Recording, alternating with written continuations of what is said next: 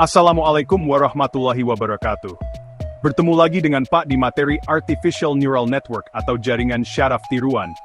Semoga kita dalam keadaan sehat, sehingga kita dapat menjalankan semua aktivitas keseharian kita dalam rangka mengupdate ilmu untuk menghadapi masa depan.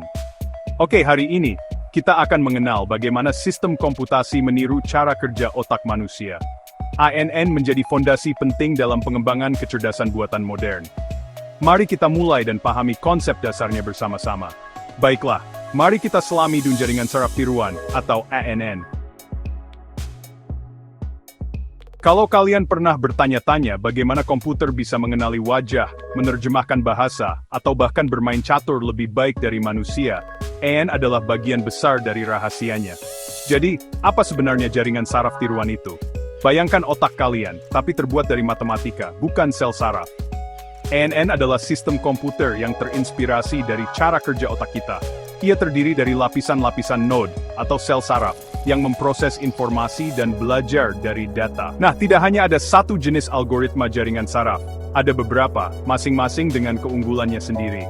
Mari saya jelaskan jenis-jenis utamanya untuk kalian.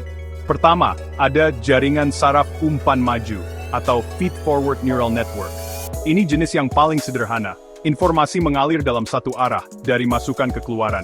Ini bagus untuk pengenalan pola dasar, seperti membaca angka tulisan tangan. Selanjutnya, kita punya jaringan saraf konvolusional, atau CNN.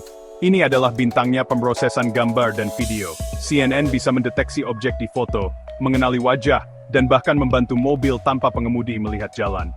Lalu ada jaringan saraf berulang, atau RNN. Ini dibuat untuk urutan seperti kalimat, musik, atau data deret waktu.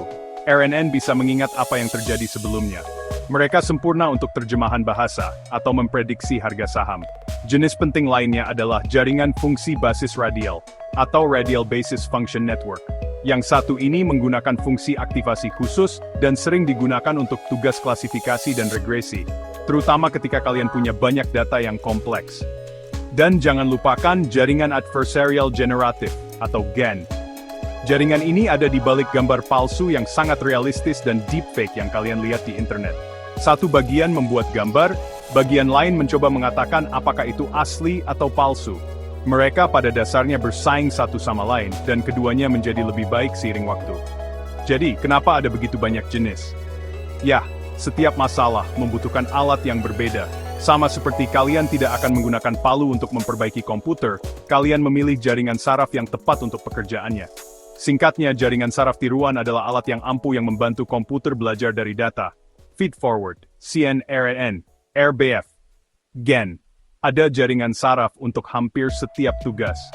Oke, cukup dulu, dan masih banyak lagi yang bisa dijelajahi di dunia AI.